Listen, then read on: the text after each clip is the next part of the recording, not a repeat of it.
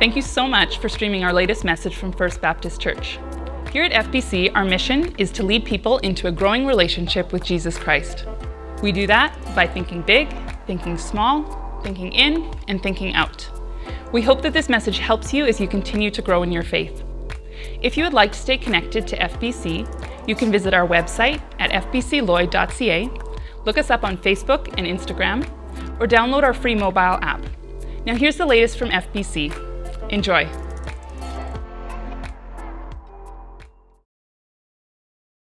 Good morning. Happy New Year to all of you guys. I hope that your Christmas and New Year's was amazing. Mine was really great. We got to travel to the Promised Land. Of course, you know that I mean Calgary, Alberta, where I'm from. It was awesome. We also, Taliesin and I decided to go to the Third World. Took a little bit of a trip to a developing nation. And by that I mean Manitoba, where her family lives. If you don't know what I'm talking about, here's a little picture. When's the last time you saw one of these? Like, you can't even pay at the pump, you know? You get your gas, then pay after. I was walking in thinking, they probably don't accept Apple Pay here. And I was like, maybe I should take a flashlight in. I don't know if they have electricity. Now, you might think, oh, that's like out in the middle of nowhere. This is the 4th largest city in Manitoba, which you've probably never heard of because it's Manitoba. Anyways, we had an awesome time. I hope your time was great. I hope you're excited to be here this morning. I sure am. Normally on a Sunday, I'm pumped to come to FBC. I woke up this morning, we're having some issues with our furnace, and it was 12 degrees in our house, so I was especially excited to come see you guys today to share some of your body warmth with me. So, last Sunday, if you were here, we kicked off our New Year. Gord was speaking on New Year's Day, and it was the best sermon of the year so far, and even still probably after first service today. And it was great. Doug and I get up here, we burn each other, we make fun of each other, but Gord, he got up here and he made fun of himself, and so I think that was kind of a passive-aggressive way to show us how to be more mature and humble. So I'm really pumped for 2017. We've got some cool things coming up. We've got the year planned out. And I actually just wanted to spend a couple minutes this morning just telling you guys about the next few months and what we're doing. Hopefully, it will be stuff that excites you and gets you pumped to be a part of FBC and just kind of gets you pumped for what God's about to do here this year. So we're about to start the Sphere series. Come back to that in a minute. On January 29th, when the Sphere series is over, we're launching Get a Grip on the Bible 2.0. So last year we did this, well, up until it ends in like 9 days or whatever, this Bible in a Year reading plan where we're reading through the Bible pretty rapidly as a church. We're launching a new kind of plan. I've been talking about it a bit. We're launching on the 29th. Please make sure you're here. If you're not, then definitely stream that message online. I'm excited to do something like this. It's going to be a lot less reading this year, a bit more in-depth into passages, but it will be, for those of you who kept up with the 3.25 chapters a day this past year, this will be a bit of a deeper look, but it's going to be a little bit less aggressive on the reading side. So anyways, I'm excited about that. Please just get ready to do that with us as a church. The more of us that do that together, I think the more awesome it will be. In February, for 9 weeks, we're going to be, not 9 weeks in February, I know that's not a thing, but starting in February for 9 weeks, we're going to be taking an in-depth look at the book of 1 Peter, moving through that kind of in slow chunks. Really pumped for that. April and May, we are doing a series on marriage. And then in June, we're going to be doing a series called You Asked for It. And what we're actually going to be doing, and if you listen to other churches' podcasts online or whatever, maybe you've heard of other churches doing this series. It's not that original of an idea. A bunch of churches have done it. But what it's going to be is we're actually just going to be, leading up to that at some point, we're going to be getting you guys to send in questions. And hopefully you'll send in the trickiest questions you can try to stump us with, because I'd be happy to take those and pass them over to Doug. But just be ready to send your questions. It'll be anything about the Bible, religion, life, anything. And we're going to be tackling some of those, probably going to be getting a bit more of our staff up here and talking about some of those things that are really on your guys' minds and stuff like that. So get ready for that. At some point, we'll be hitting you up for some questions. This is going to be an awesome year. And I hope as a church we can continue to think big, think small, think in, think out, and continue to fulfill our mission to lead people into a growing relationship with Jesus Christ. I'm pumped. I hope you guys are pumped for the ride that God has in store for us this year. We're going to start this series, but let's just take a second and pray, and then we'll dive into it. God, thank you so much for this morning. Thank you for this amazing church family that we get to do life with. Thank you for the ways that you've helped us grow in our relationship with you so far, and thank you in advance for the ways that you're going to continue to do that. Please keep working in our lives, and as we dive into this topic of fear, I pray that you would help us grow in that area, and that you would be the God of this church that continues to look after your children here, God. We love you so much. Amen. So we're doing this series. It's called Fear. I've kind of affectionately come up with my own name for it around the office, and I was hoping it would catch on. I've been calling it the Fearies, Fear series, but all the staff have let me know that's really lame, so I'm the only one that's been calling it that. So if you want to do me a favor, you can, especially Talie's, let me know how lame it is. You can call it the Fearies to her, and she'll love that. We're only spending 3 weeks on this, pretty short series. And this is kind of something that's been on my heart quite a bit. We get together as a staff, sit around a table, talk about things. This is something for a while I've just been thinking, man, I'd love for us to, kind of bring this to the stage and talk about it as a church family and dig into it a bit. When we say fear, when we talk about the idea of fear, I think we think of the really obvious things like, how I used to be scared of the dark, or, people are scared of snakes or heights or public speaking or, swimming in deep water that you can't see the bottom or, whatever. We think about things like that. Or maybe you've seen the show Fear Factor where they eat the 100-year-old egg or whatever. And you think about that. But we want to kind of turn this into a broader topic and go a little bit deeper and more internal.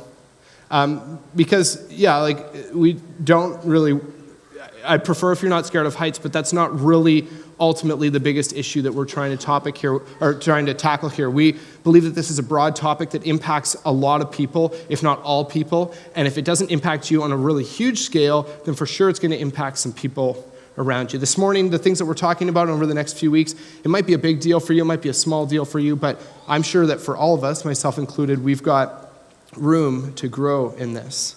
In life, all of us make a lot of decisions. Daily, we're making decisions. And that's why in the fall we did this series called Ask It, that was all about approaching decisions in a way that we could make wise choices. Decisions are a huge part of our lives. They shape our future. And we believe in choosing wisdom and making those decisions. A lot of times when we think about decisions, I think usually as humans, we categorize them into two categories. We've got good ideas, we've got bad ideas, right? Maybe you were here a couple months ago when I showed the good idea, bad idea clip. And, we often think it's this really simplistic, there's a good decision, there's a bad decision. But I think there's a lot more room in between that. It's a lot less black and white than that. It goes a lot deeper than that. I don't have any specific notes for you this morning, but we're going to look at some scripture. So if you want, you can feel free to jot that down. But first, we're going to look at a passage from Matthew 6, 1-8. And this passage has nothing to do with fear, but it has to do with something. We're going to get there, so just stick with me. Okay, so this is Jesus, the Sermon on the Mount, one of his most epic sermons ever. Chapter 6 starts off like this. Jesus says, "Be careful not to practice your righteousness in front of others to be seen by them. If you do, you will have no reward from your Father in heaven. So when you give to the needy, do not announce it with trumpets as the hypocrites do in the synagogues and on the streets, to be honored by others. Truly, I tell you, they have received the reward in full. But when you give to the needy, do not let your left hand know what your right hand is doing, so that your giving may be in secret. Then your Father, who sees what is done in secret, will reward you."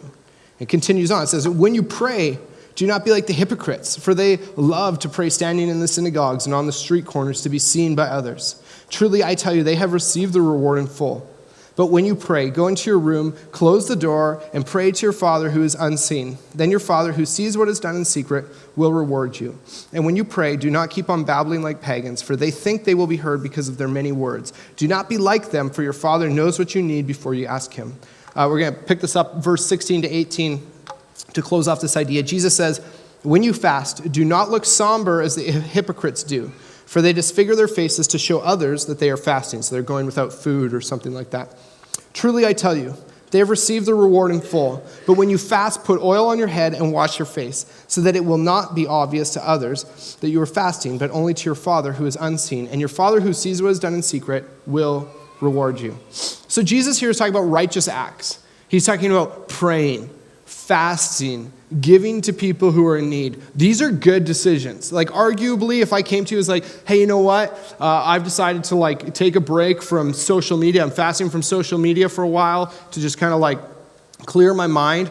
I spent a whole bunch of time praying instead of going on social media. I've been like giving lots of money to those who are in need and doing all kinds of other righteous acts, good things. You'd be like, wow, that's really good stuff. These are good decisions. These are good things. But Jesus says, you guys struggle with sin and selfishness so much that you even screw up the good things. You know, it's not just like, oh, you're sinning when you're doing bad things, but he's like, sometimes, I have this picture of someone blowing a trumpet every time they give to the needy. Like, if someone here, every time they put money in the offering plate, busted out a trumpet and blew it, we would kick them out. But someone announcing and saying, hey, check me out. Like, if someone stood up to an offering, like, hey, $100, check this out. Boom, throwing that in the plate, you know?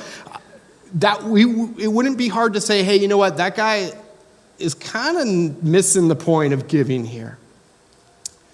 We often think it's good decisions and bad decisions. I think it goes deeper than that. I made a chart. Actually, Talcy made the chart, and if you look at it, you would know that she made it because it looks really nice, so obviously I didn't make it.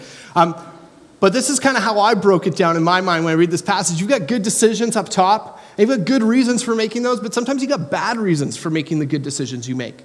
And then you've got bad decisions on the bottom, which are just bad. But, you know, even sometimes when we're doing the things that we think are good, because of the grip that sin and selfishness has on our hearts, we still continue to do these for wrong reasons, maybe to be noticed by others, or maybe we think we're earning favor with God, or to make ourselves feel good about ourselves. God says, I want you to pray, I want you to give, I want you to do good things. But check your heart.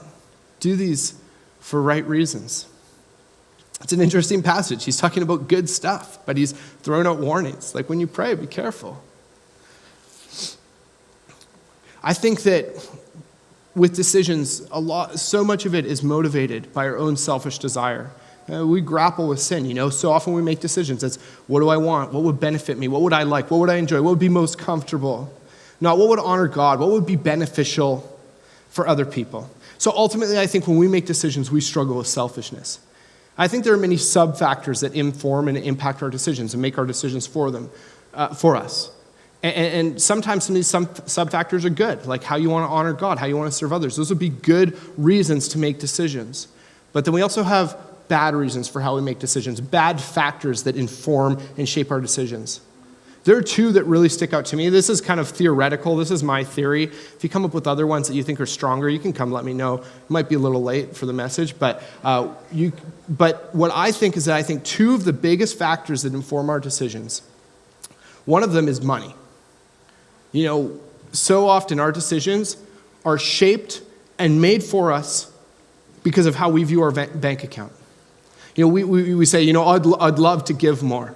I'd love to do more. I'd love to go on that mission trip. I'd love to serve at camp. I'd love to volunteer. I'd love to, you know, do this thing for my family. Like, my family would really benefit from this. But, yeah, money. And don't get me wrong, I think we should be financially responsible. But when your decision-making process is selfish and starts with focus on your bank account rather than focus on the God who owns the entire universe, including your bank account, you've chosen a bad starting point to inform your decisions. Another one that I think is huge, and this is where we get back on track with where the series actually is fear. I think our fear shapes so much of our decisions. And again, I'm not just talking about like, you know, I'm scared of snakes, so I'm not going to go on that mission trip to Africa or something like that, which Talcy is very scared of snakes and goes on mission trips to Africa, okay? But going deeper than that, into like our own insecurities, our internal fears, those things on the inside that you can't really see but continue to shape how or why we do things. You know, our fear of failure, our fear of what others think. I mean, how many times have you or someone you known chosen to not do something or not try something or not stand up and do the right thing because you're just afraid that you'll fail or you won't be good enough or you won't measure up? How often have you tried something and just been like, oh, that was really rough, it's embarrassing, I'm a disappointment. So you choose to shy away from that and not persist and not try. This week, Doug and I have kind of been calling it Thesis Week. We didn't title it that because that's like a really bad title, but kind of just unpacking kind of a basis and foundation of the series. In the next 2 weeks, we'll talk about some more specific stuff. Next week, Doug is going to be talking deeper about our decisions in the context of fear and how those shape our decisions in a way that is not very healthy and doesn't have our best interests in mind. I just want to, before we continue on with this morning, we got a bit more to talk about. I just want to throw out a bit of a disclaimer. There are probably people on all ends of the spectrum with this topic. When we talk about fear, when we talk about insecurity, self-doubt, fear, that kind of thing inside, there are probably some people who are like, that's not really a big factor in my life. There's not a lot going on. I would suggest that I don't think there's anyone that's completely free from that. And not every series we do here caters to every single person. We hope that we hit on enough topics that can cover off everyone and give people opportunities to grow. But I think even the strongest people in the room probably have ways that they can continue to grow in their security and putting fear behind them. On the other end of the spectrum, maybe you're hearing me start talking about this and you're thinking, Ryan, like, that's my life. Anxiety, depression, fear, insecurity, self-doubt, self-worth issues, that's every day. Maybe it freaks you out that we're talking about this. And I just want to say, we want to be as sensitive as we can while still being diligent with bringing truth to you. We understand, and we appreciate medicine. We appreciate counselors and psychologists, and we think that's all really good. But we do believe that the Bible and the God of the Bible has some steps that to offer you that can help you grow in this area no matter where you're at, whether you're on one end of the spectrum or the other. We don't want to offend you. We don't want to make you feel belittled by that, but we want to encourage you to continue to grow in that area. We think it's, like Barry's saying earlier, man, like growth in that area is one of the biggest, most epic steps you can take in your relationship with God. We don't think that over these 3 weeks, we're going to solve or cure all the struggles that we have with this. We never think that with any of our series, just to set that clear. Like, a few months ago, I was talking about sexual purity. I didn't assume that everyone walked out of the church afterwards. It's like, I will never have lust again. I will never look at porn ever again. We don't assume that that's how it works. We hope to encourage you and inspire you to take some baby steps. We're good with baby steps here. We're not looking to just every Sunday throw you out of the nest and be like, start flopping or you're going to splatter on the ground kind of thing. We're okay with that little step that you can take that can continue to inch forward towards what God has for you. And sometimes you'll take some big steps, and that's exciting. But those baby steps, sometimes those are some of the most important steps to get you moving. So anyways, disclaimer aside, we're going to look at a passage in 1 John 4. If you struggle, it's from verse 15 to 18. If you struggle with fear and insecurity, this is an intense passage, but I didn't write it, so you can't be mad at me for that. So this is what it says. It says, if anyone acknowledges that Jesus is the Son of God, God lives in them and they in God. And so we know and rely on the love God has for us. So in week 3, we're going to come back to this idea of relying on God's love. And it goes on in verse 16, it says, God is love. And I love this statement. No pun actually intended, but this is an awesome statement, and it's repeated here from 8 verses earlier in the same chapter. God is love. There are a lot of things that we said about God's character. He's just, he's merciful. He's also, like, you could take from the Bible that God has a wrathful side. God takes sin seriously. He punishes and all that. But all the attributes that we talk about in the Bible, it always talks about how God has an attribute. Whereas here, when it talks about love, it says that God actually is love. And to me, that's really cool because I know that when I experience love in life, I'm not just experiencing a gift that the giver has to give, but I'm actually experiencing the giver himself. I'm experiencing God himself. Whoever lives in love lives in God and God in them. So these first 2 verses paint this picture where God has created you for this tight, knit, intimate relationship with him, where he'll live in you, you'll live in him, and the result is true and perfect love. Continues on, it says, this is how love is made complete among us, so that we will have confidence on the day of judgment. We're going to come back to the idea of confidence in week 3 because in my perspective, confidence and fear are kind of opposing forces, and we're going to kind of move towards that over the next couple weeks. In this world, we are like Jesus. There is no fear in love. And this verse is heavy, but perfect love drives out fear because fear has to do with punishment. The one who fears is not made perfect in love. So if you struggle with fear, don't just read this verse and kind of write yourself off and be like, well, I'm not made perfect in love. There's no fear in love, so I'm out. The book of James says that we all struggle in different ways. You got sin, you got issues in your life, you got struggles, you got challenges. Awesome, welcome to the team. We all have that. But if we actually talk about it and face it and get some conversations going about it and look at what God has to say about it, then we can move forward in that. Verse 18 says, fear has to do with punishment. See, this whole chapter is like this extreme call. 1 John 4, actually the whole book of 1 John. If you want an epic book that you can read that will challenge you in your faith, for sure, I don't care how long you've been a Christian, this will challenge you in your faith and the ways that you follow God, read 1 John. But this chapter is an extreme call to be a passionate and extreme follower of Jesus. And so it uses extreme kind of idealistic language.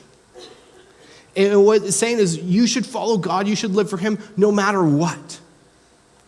But the author, John, here says, but our fear has to do with punishment. We think that there's some kind of consequence or punishment or negative effect. The chapter says, that's fine.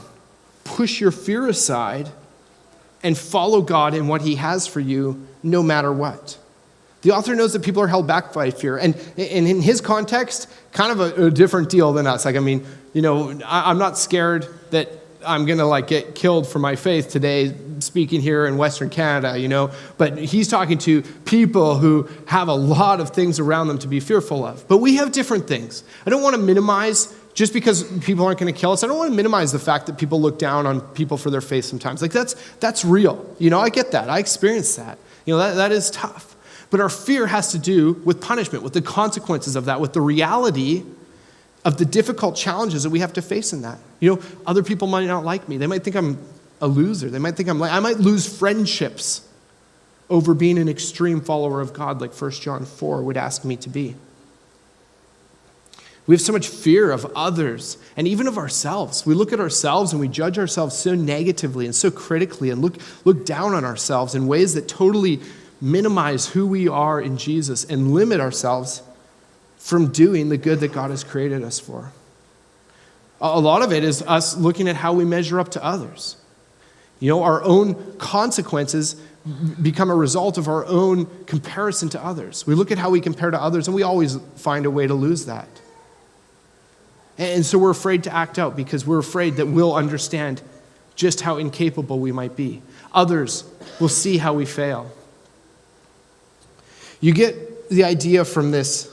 Oh, and one thing that I think is just beautiful, I want to say really quickly too. In regards to fear of failure, which I'm sure if I asked for a show of hands, most people would say that at some point or another they struggle with the fear of failure, not being good enough or not measuring up in some regard. The beautiful thing about this is that God never calls us to be perfect in what we do. What he calls us to do is to try to perfectly obey and trust him, regardless of the outcome. To just perfectly obey and trust him. He's not asking us to be perfect in what we do because he knows we can't do that.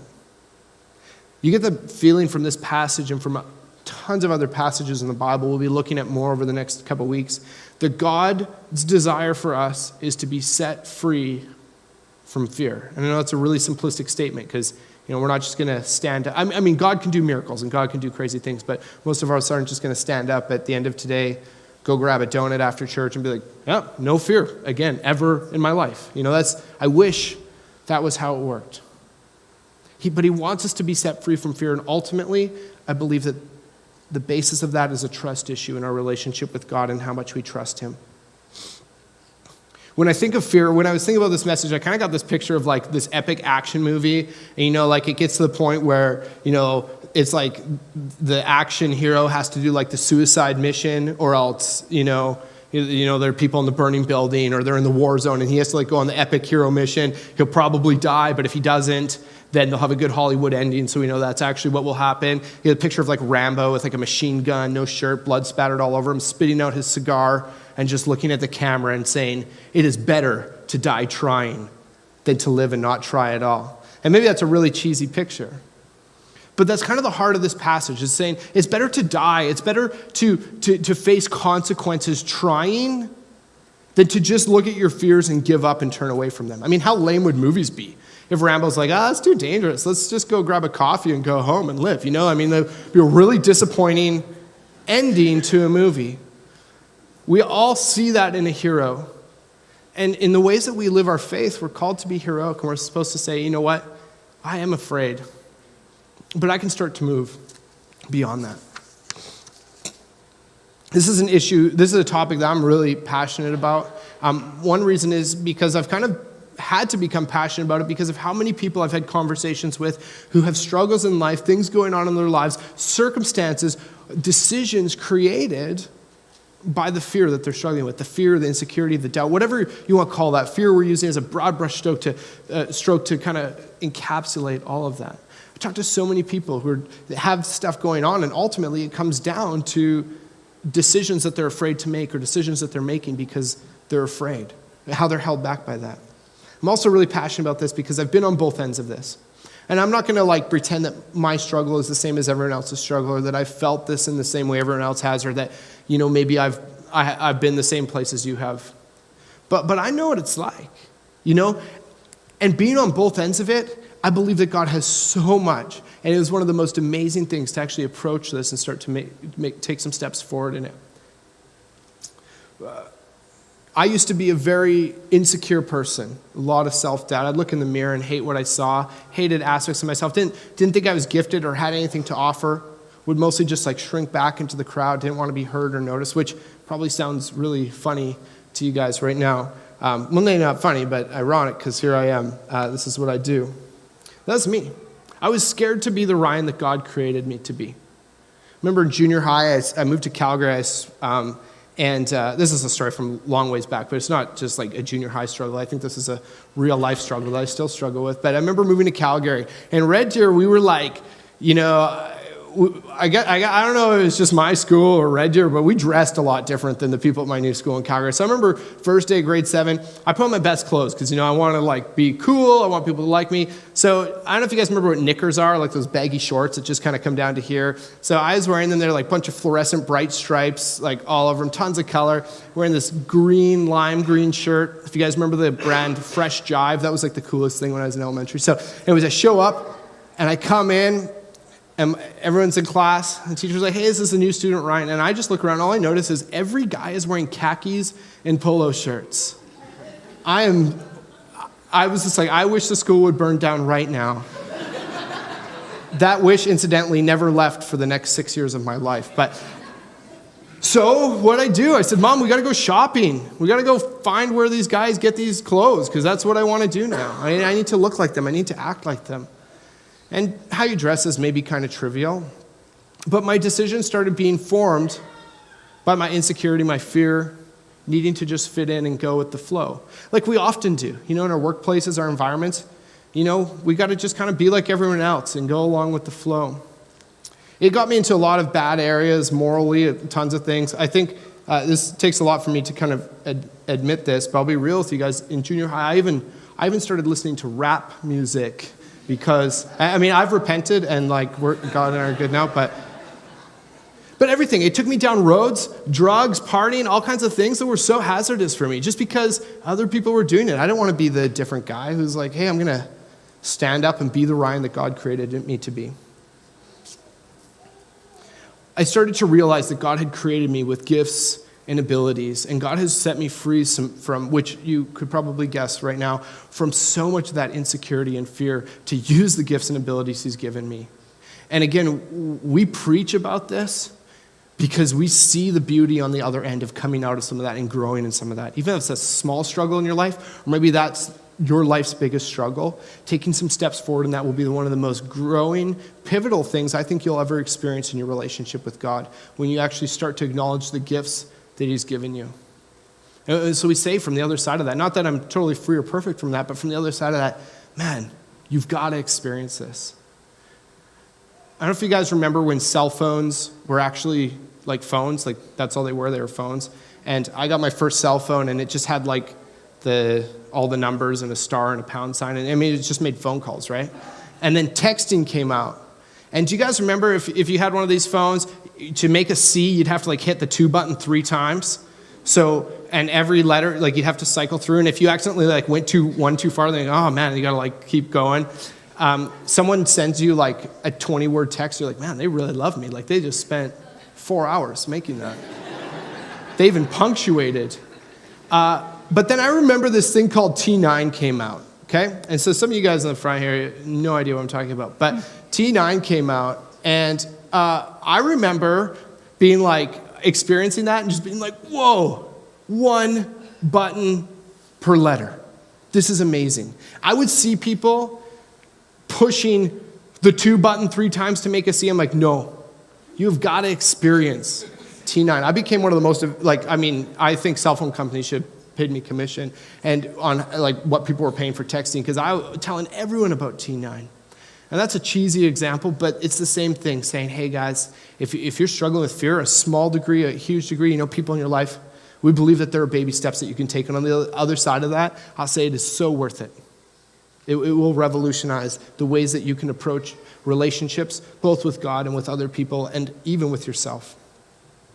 2 Timothy, I love this passage, 1:6-8. Paul is writing to Timothy, and he says, for this reason, I remind you to fan into flame the gift of God which is in you through the laying on of hands. For the Spirit God gave us, check this out, the Spirit God gave us does not make us timid, but gives us power, love, and self-discipline.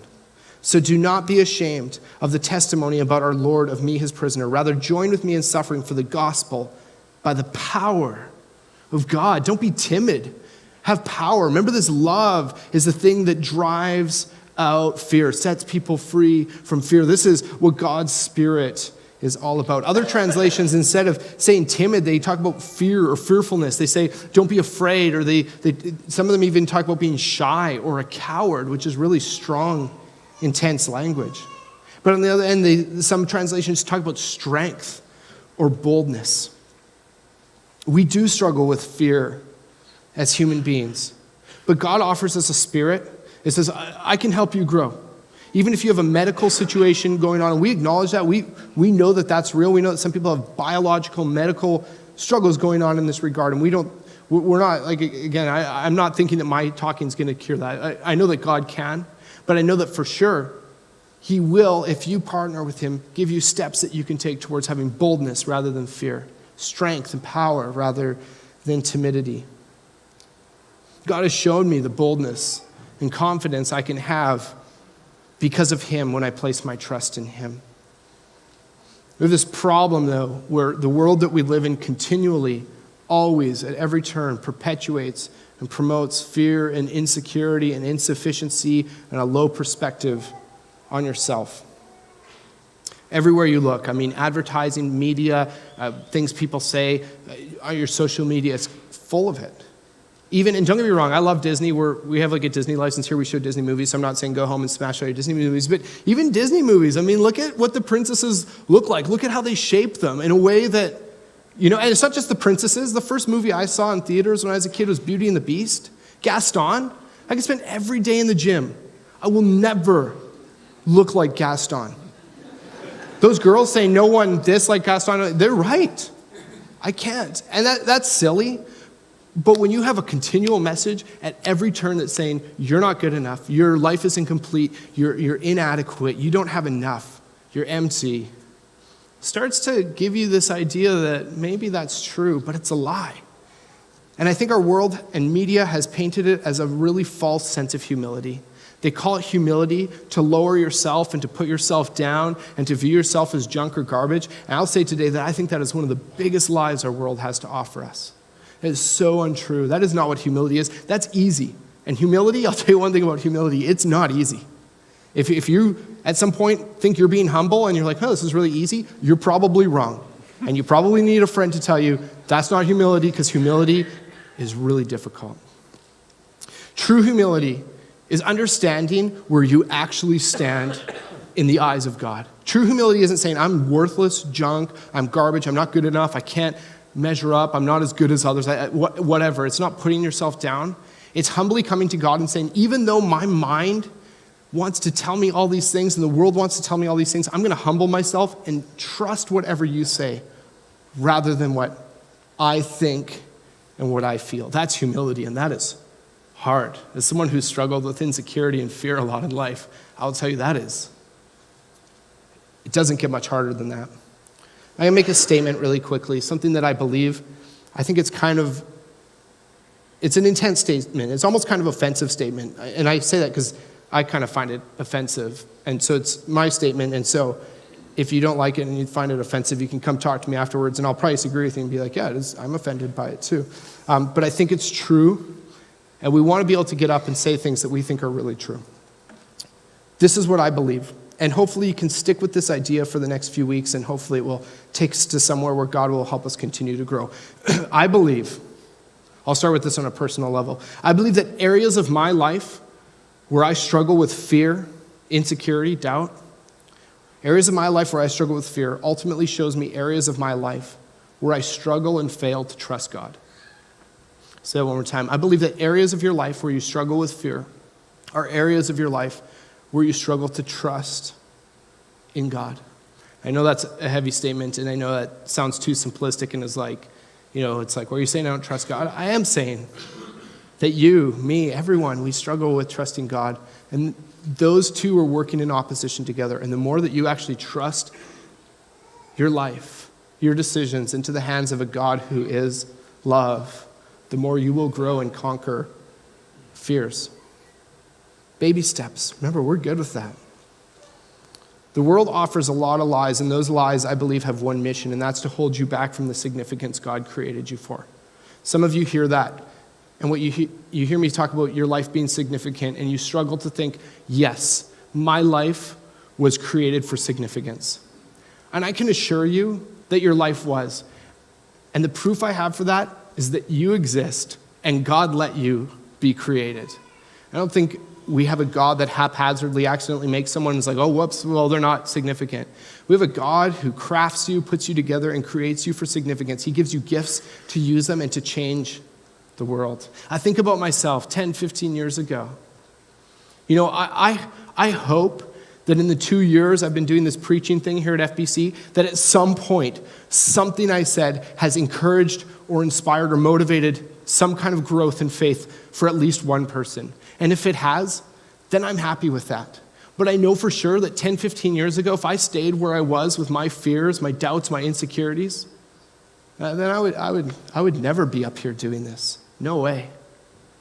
But because I decided to start trusting my life into God's hands, and I'm not perfect in that, He's brought me to a point where I can actually use my gifts and start walking in some of the significance He's created me for. And don't hear me wrong, this isn't some 3-week self-help, Tony Robbins type, you are awesome kind of thing. This is a 3-week, God is awesome, and because of that, you can step away from some of your fears and grow in this area and start to understand and appreciate the gifts and the significance that He's created your life with. We're about to sing the song that we sing at camp. It's called Not As Strong. And we usually sing it for younger kid weeks, but it's an awesome song. And we're going to be singing it a bit throughout this series. It's a sweet song, and I'm going to read you one of the verses and the chorus. The verse says, even when I feel alone, I know you're near. Through the raging storm, I will have no fear. Though I may be small, you are strong, and you'll carry me all of my days. God, you can be assured, is near, and He will carry you and would love to carry you as much as you will trust Him to. And then the chorus says, I'm not as strong as I'll be, but I'm growing. I'm not as strong as I'll be one day. But my God, He is faithful, He's strong, and He's able, so I'll never be afraid. That last part, I'll never be afraid, let's be real. When we sing that, that's not actually really true. That's an ideal. That's where I hope that we can head and strive towards. I think a lot of songs that we sing are kind of like that, ideals that we're striving for. We want to get to a point where our fears aren't a part of our life, but trusting God is what completely consumes us. But it says, I'm not as strong as I'll be, but I'm growing. I'm not as strong as I'll be one day. And I believe that for each and every single one of us. That as we continue to take steps and let God lead us and trust ourselves into His hands, that one day in Him, because of His strength and because of how big and amazing He is, we will be stronger and we will be freer from our fears than we ever could be without Him. So we're going to sing the song and then we're going to go eat some donuts.